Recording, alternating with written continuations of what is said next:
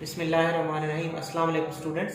Second year आपके biology के chapter number 20 का लेक्चर नंबर 2 है और आपका टॉपिक चल रहा था द रेप्लिकेशन प्रोसेस। इसका आप पार्ट 2 देखेंगे और बेसिकली आज ही रेप्लिकेशन प्रोसेस आपने देखना है।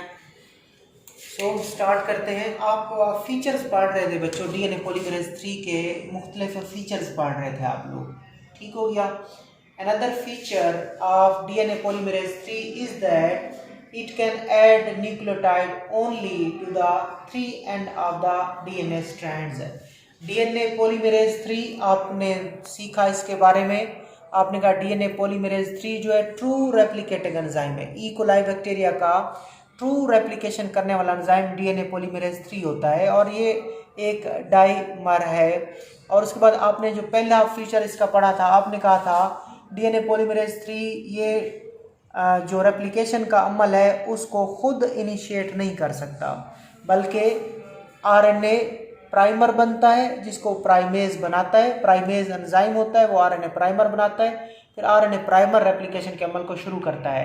जब रेप्लिकेशन का अमल शुरू हो जाए फिर डीएनए पॉलीमरेज 3 अपना काम दिखाता है और उस पहले से मौजूद प्रोसेस को कंटिन्यू करता है। तो पहला फीचर यही है कि it can not initiate replication on its own. दूसरा इसका फीचर क्या है? Another feature of the DNA polymerase 3 is that it can add nucleotide only to the three end of the DNA strand. कि जो DNA का three and पे strand होता है ये उस साइड पे न्यूक्लियोटाइड को ऐड करता है। सपोज ये डीएनए का एक स्ट्रैंड है बच्चों, ठीक है, और एक एंड 3 है और एक एंड 5 होता है, आपको पता है। तो ये जो डीएनए पॉलीमरेज 3 है ये क्या करता है, 3 वाले एंड के ऊपर न्यूक्लियोटाइड ऐड करता है। 5 वाले एंड पे डीएनए पॉलीमरेज 3 एंड पे न्यूक्लियोटाइड को ऐड करता है। लिहाजा रेप्लिकेशन का जो अमल हम देखते हैं वो किस डायरेक्शन में चल रहा होता है, फिर 5 to 3 चलता है। 5 to 3 चलता है क्यों? क्योंकि डीएनए पॉलीमरेज 3 वाले एंड के ऊपर न्यूक्लियोटाइड ऐड करेगा, लिहाजा 5 to 3 डायरेक्शन में रेप्लिकेशन का अमल होता है। क्यों? क्योंकि न्यूक्लियोटाइड 3 वाले एंड पे ऐड होती हैं। ये डीएनए पॉलीमरेज 3 की एक खुसूसियत है कि DNA polymerase 3 can add nucleotide to the 3 end of the DNA strand. This mean that replication always proceed from 5 to 3 direction on growing DNA strand. जब ये डीएनए पॉलीमरेज 3 बच्चों 3 एंड पे न्यूक्लियोटाइड ऐड करता है तो जो रेप्लिकेशन है वो हमेशा किस डायरेक्शन में जाएगी? 5 to 3 में जाएगी। 5 to 3 में जाएगी। ये आपने सीखना था यहाँ पे कि दूसरी खसूसियत ये है कि डीएनए पॉलीमरेज 3 एंड के ऊपर 3 एंड वाले जो डीएनए का स्ट्रैंड होता है 3 एंड वाला, वहाँ पे न्यूक्लियोटाइड ऐड करेगा, लिहाजा रेप्लिकेशन को प्रोसीड करेगा from 5 to 3 direction. Because 2 parent strands of DNA molecules are anti parallel.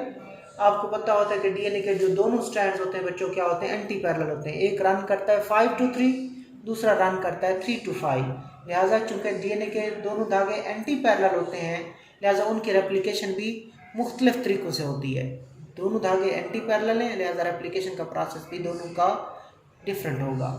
New strands are oriented in opposite direction. लिहाजा जो नए स्ट्रैंड्स होते हैं वो अपोजिट डायरेक्शन में तरतीब पाते हैं, ओरिएंट होते हैं। So the new strand must be elongated by different mechanisms। लिहाजा दोनों स्ट्रैंड जो होते हैं वो डिफरेंट मैकेनिज्म्स के तहत बनते हैं या इलांगेट होते हैं। चूँकि डीएनए के स्ट्रैंड एंटी पैरेलल हैं, लिहाजा नए स्ट्रैंड अपोजिट डायरेक्शन में ओरिएंट होंगे और दोनों जो नए धागे होंगे वो डिफरेंट मैकेनिज्म के तहत बनेंगे और इलांगेट करेंगे। तो अब आगे आपके 2 इम्पॉर्टेंट शॉर्ट क्वेश्चन है। बेसिकली आगे 3 शॉर्ट क्वेश्चन है आपके और 2 स्ट्रैंड हैं। एक लीडिंग स्ट्रैंड आपने करना है और एक लैगिंग स्ट्रैंड करना है और एक शॉर्ट क्वेश्चन होगा ओकाज़ाकी फ्रेगमेंट का, ठीक है। तो सबसे पहले लीडिंग स्ट्रैंड देख लेते हैं। क्या देखते हैं बच्चों?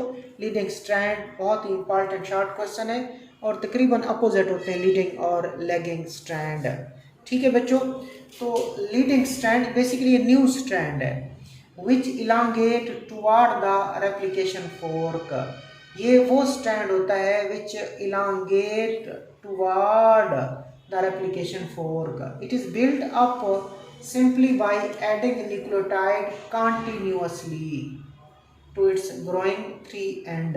2 बातें आपने याद रखनी है जब लीडिंग स्ट्रैंड आ जाए पहली बात ये इलांगेट करेगा toward the replication fork, elongate toward the replication fork, एक बात आपने याद रखनी है। और ये बिल्ट होता है कंटिन्यूअसली, मुसलसल बनता है, ठीक है बच्चों। वो धागा, वो स्ट्रैंड जो रेप्लिकेशन फोर्क की तरफ जाए उसकी तरफ इलांगेट करे और जो कंटिन्यूअसली बने उसको बोलते हैं लीडिंग स्ट्रैंड। तो ये आपने कवर किया, मैं अभी डायग्राम से भी समझाता हूँ कि leading strand elongate toward the replication fork, it is built up simply by adding nucleotide continuously to its growing three end। अब डायग्राम देखते हैं। ये वाला बच्चों लीडिंग स्ट्रैंड है, ठीक है। ये वाला जो रेड है यहाँ पे, ये वाला लीडिंग स्ट्रैंड है, ठीक हो गया। इस साइड पे क्या है, 5 एंड है, और इस साइड पे इसका कौन सा एंड होता है बच्चों, 3 एंड होता है। और मैं आपको कुछ एंजाइम्स है यहाँ पे, ये डायग्राम देखें बच्चों आप लोग कि ये डीएनए का मॉलिक्यूल है, और आपको पता है डीएनए का मॉलिक्यूल जो होता है वो एंटी पैरेलल धागों पर मुश्तमिल होता है, और ये दोनों पेरेंटल डीएनए डुप्लेक्स हैं, ठीक हो गया। पेरेंटल डीएनए हेलिक्स है, अभी यहाँ पे वो बल खाए हुए हैं यहाँ पे, ठीक है। यहाँ पे एक एंजाइम होता है, उसका नाम हेलिकेज है बच्चों, यहाँ पे एक एंजाइम हेलिकेज है। तो आपको पता होना चाहिए हेलिकेज वो एंजाइम होता है जो डीएनए के हेलिक्स को ओपन करता है, डीएनए को अनजिप करता है, डीएनए को बल को कौन सा एंजाइम खोलता है, हेलिकेज। हेलिकेज एंजाइम है जो डीएनए को अनजिप करता है, उसके 2 स्ट्रैंड्स को क्या करता है, ओपन करता है, उस एंजाइम का नाम हेलिकेज होता है। और वो जगह क्या कहलाती है, रेप्लिकेशन 4 कहलाती है। जहाँ पे डीएनए अपने बल खोल रहा होता है, जहाँ पे अपने बल ओपन कर रहा होता है, उस जगह को हम क्या बोलते हैं बच्चों, हेलिकेज कहते हैं। क्या कहते हैं, हेलिकेज, आई एम सॉरी, उस जगह को हम रेप्लिकेशन 4 कहते हैं। और जो एंजाइम बल खोलता है, अनजिपिंग करता है, उस एंजाइम का नाम हेलिकेज होता है, और वो जगह रेप्लिकेशन 4 होती है। फिर आपको पता है कि सिंगल स्ट्रैंडेड बाइंडिंग प्रोटीन, वो सिंगल स्ट्रैंडेड बाइंडिंग प्रोटीन्स भी होती है जो इस अमल में हेल्प करती हैं। एक प्राइमेज एंजाइम होता है जो आरएनए प्राइमर बनाता है, वो भी हेल्प करता होता है, क्योंकि डीएनए पॉलीमरेज 3 रिएक्शन को खुद शुरू नहीं कर सकता, तो प्राइमेज एंजाइम की ज़रूरत होती है जो प्राइमर, आरएनए प्राइमर को बनाता है। ये एंजाइम भी चाहिए। उसके अलावा बच्चों ये जो ऊपर आपको दिखाया गया है, it is first unit of DNA polymerase 3, ये डीएनए पॉलीमरेज 3 का पहला सब यूनिट है, जबकि नीचे जो आपको दिखाया गया है ये सेकंड सब यूनिट ऑफ डीएनए पॉलीमरेज 3 है। उसके बाद एक डीएनए आरएनए का प्राइमर है, इस प्राइमेज एंजाइम ने, ये एंजाइम है, इस प्राइमेज एंजाइम ने एक आरएनए का 10 न्यूक्लियोटाइड पर मुश्तमिल मॉलिक्यूल बनाना होता है, उसका नाम आरएनए प्राइमर होता है बच्चों। फिर एक ओकाज़ाकी फ्रैगमेंट्स होते हैं, इधर उनको भी देखते हैं बाद में। और यहाँ पे डीएनए पॉलीमरेज 1 है जो कि स्पोल्टिंग किरदार अदा करता है, डीएनए पॉलीमरेज 1 रेप्लिकेशन में स्पोल्टिंग किरदार अदा करता है। एक और एंजाइम है जिसका नाम क्या है, डीएनए लाइगेज। डीएनए लाइगेज जो 2 धागों को, पुराने धागे को और नए धागे को जोड़ने का काम करता है। जोड़ने का काम कौन करता है, ओल्ड और न्यू स्ट्रैंड को जोड़ने का एंजाइम डीएनए लाइगेज करेगा। डीएनए पॉलीमरेज 1 स्पोल्टिंग रोल अदा करेगा रेप्लिकेशन में, जबकि मेन एंजाइम कौन होता है, डीएनए पॉलीमरेज 3 होता है, और उसके आपको पता है 2 सब यूनिट होते हैं क्योंकि वो एक डाइमर होता है, और मेन रेप्लिकेशन यही करवाता है। लेकिन प्राइमेज एंजाइम ने क्या बनाना होता है, आरएनए प्राइमर बनाना होता है। हेलिकेज एंजाइम ने उस हेलिक्स को ओपन करना होता है। ये आपने मुख्तलिफ एंजाइम देखे और उनका किरदार देखा। अब आप देख रहे थे कि ये जो मैंने स्ट्रैंड बनाया, ये स्ट्रैंड है, ये किसकी तरफ जा रहा है, ये वाला जो स्ट्रैंड है बच्चों, ये जा रहा है रेप्लिकेशन 4 की तरफ। जहाँ पे बल डीएनए खोलता है उस जगह को बोलते हैं रेप्लिकेशन 4। एक स्ट्रैंड है जो किसकी तरफ जा रहा है, वो जा रहा है रेप्लिकेशन 4 की तरफ, और मुसलसल बनता है। वो स्ट्रैंड जो रेप्लिकेशन 4 की तरफ जाए और 5 to 3 डायरेक्शन में बने, और उसके बाद कंटिन्यूसली बने, ऐसे स्ट्रैंड को हम कहते हैं लीडिंग स्ट्रैंड। अब चलते हैं नेक्स्ट स्ट्रैंड की तरफ।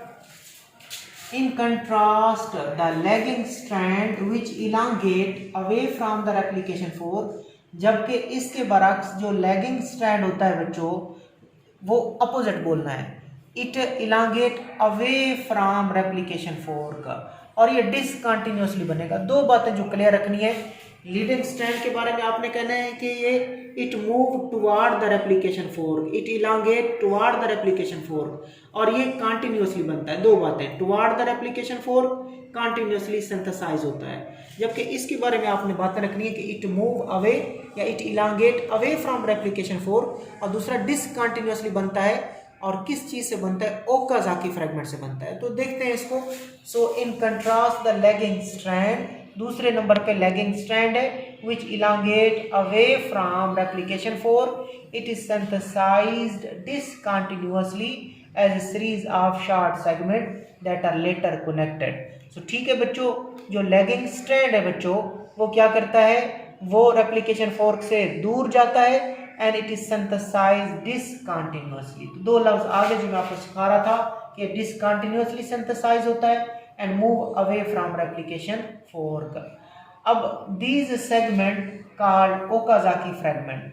तो ये छोटे छोटे, ये डिसकंटिन्यूअसली बनता है, लैगिंग स्ट्रैंड डिसकंटिन्यूअसली बनता है, किस शक्ल में बनता है, series of short segment that are later connected which are called Okazaki fragment. अब यहाँ पे इसका भी बड़ा इंपॉर्टेंट शॉर्ट क्वेश्चन होता है कि व्हाट आर ओकाजाकी फ्रेगमेंट। तो आप यहाँ से लिखते हो, ओकाजाकी फ्रेगमेंट का भी जवाब देने के लिए आप यहाँ से लिखते हो, आप कहते हो कि in the lagging strand, simple आप यहाँ से शुरू कर दो, the lagging strand which elongate away from the replication 4 is synthesized discontinuously as a series of short segments that are later connected। उन short segments को जो बाद में connect हो जाते हैं, उन short segment को हम ओकाजाकी फ्रेगमेंट कहते हैं। इनकी लंबाई कितनी होती है, लेंथ कितनी होती है, they are about 100 to 200 nucleotide long in eukaryotes. Eukaryote में ओकाजाकी फ्रेगमेंट की जो लंबाई है बच्चों 100 से 200 न्यूक्लियोटाइड जितनी होती है, जबकि प्रोकैरियोट्स में 1000 to 2000 nucleotide long in prokaryote. ये बड़ा इंपॉर्टेंट एमसीक्यूज है कि ओकाजाकी फ्रेगमेंट की लेंथ यूकेरियोट्स में कितनी होती है, 100 न्यूक्लियोटाइड से लेकर 200 न्यूक्लियोटाइड, जबकि प्रोकैरियोट्स में कितनी लेंथ होती है, 1000 न्यूक्लियोटाइड से लेकर 2000 न्यूक्लियोटाइड तक। आगे, each Okazaki fragment is synthesised by DNA polymerase 3 in 5 to 3 direction. Okazaki fragment को भी कौन बनाता है बच्चों, डीएनए पॉलीमरेज 3 बनाता है, और किस डायरेक्शन में बनाता है, 5 to 3 डायरेक्शन में बनाता है, क्योंकि डीएनए पॉलीमरेज 3 का फीचर है, इसने जो डीएनए बनाना है वो 5 to 3 डायरेक्शन में बनाना है। क्यों, क्योंकि इसने तीसरे एंड के ऊपर, 3 वाले एंड के ऊपर न्यूक्लियोटाइड ऐड करनी है। सो रेप्लिकेशन का अमल चल पड़ता है फ्रॉम 5 to 3 डायरेक्शन। आगे चलें, बिगिनिंग एट रेप्लिकेशन 4, और ओकाजाकी फ्रेगमेंट का बनने का अमल भी रेप्लिकेशन 4 पे होता है, 5 to 3 डायरेक्शन में होता है, and moving away from it. और आपको पता है कि वो स्ट्रैंड है जो रेप्लिकेशन 4 से मूव अवे करेगा।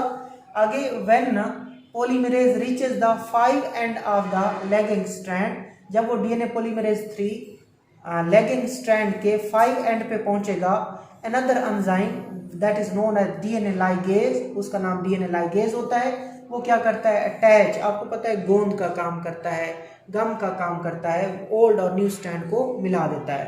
सो अनदर एंजाइम आएगा जिसका नाम डीएनए लाइगेज होगा, attaches the fragment to the lagging strand, वो लैगिंग स्ट्रैंड के साथ उस ओकाजाकी फ्रेगमेंट को अटैच कर देगा।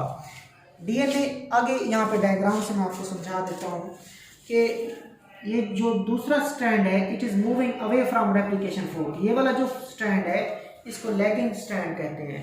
लैगिंग स्ट्रैंड जो होता है, it move away from the replication 4 and it is synthesized discontinuously. और ये कैसे सिंथेसाइज होता है, डिसकंटिन्यूअसली सिंथेसाइज होता है। अब मैं मिसाल के तौर पर एक बनाता हूँ, ये आपका एंजाइम है, ये पहला टुकड़ा था, ठीक है, ये पहला टुकड़ा था 5-3 का, उसके बाद ये दूसरा टुकड़ा आ गया, ये दूसरा टुकड़ा आ चुका है, उसके बाद ये भी ओकाजाकी फ्रेगमेंट है, ये भी ओकाजाकी फ्रेगमेंट है। ये वाला ओकाजाकी फ्रेगमेंट जब इस 5 एंड के ऊपर आता है, इस ये वाला ओकाजाकी वाला टुकड़ा जब इस 5 वाले एंड के ऊपर पहुंचता है, तो फिर क्या हो जाता है, एक और एंजाइम होता है जिसका नाम क्या है बच्चों, डीएनए लाइगेज। वो इस टुकड़े को क्या करता है, इस टुकड़े के साथ अटैच कर देता है, इस टुकड़े के साथ अटैच कर देता है, और डीएनए के साथ भी क्या कर देता है, अटैच कर देता है। सो ये ओकाजाकी फ्रेगमेंट 5-3 वाला जब पुराने वाले पहले से मौजूद लैगिंग स्ट्रैंड के 5 एंड पे पहुंचता है, ऐसे वहाँ से ऐसे आ रहा है, रेप्लिकेशन 4 से दूर आ रहा है ऐसे, और जब ये 5-3 वाला टुकड़ा पुराने लैगिंग स्ट्रैंड के 5 एंड पे आता है, तो एक और एंजाइम होता है जो इन दो टुकड़ों को आपस में मिला देता है, उसको डीएनए लाइगेज कहते हैं। DNA is further unwound, DNA मजीद अपने बल खोलेगा, new RNA primers are constructed, नए आरएनए प्राइमर भी बन जाएंगे, and DNA polymerase 3 then jump ahead 1000 to 2000 nucleotide toward the replication 4 to begin constructing another Okazaki fragment.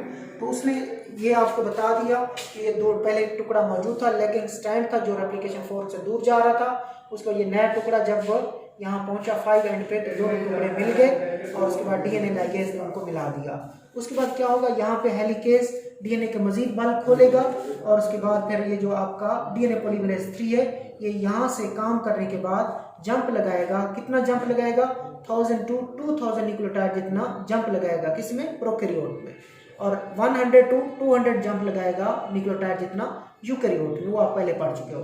सो ये 1000 to 2000 न्यूक्लियोटाइड प्रोकैरियोट्स में जंप लगा के कहाँ पहुंचेगा? दोबारा रेप्लिकेशन 4 वाली जगह पे पहुंचेगा और वहां पहुंच के दोबारा एक और ओकाजाकी फ्रेगमेंट बनवाएगा, एक और ओकाजाकी फ्रेगमेंट को बनवाएगा। तो ये बच्चों आपका टॉपिक था the replication process part 2। Allah Hafiz.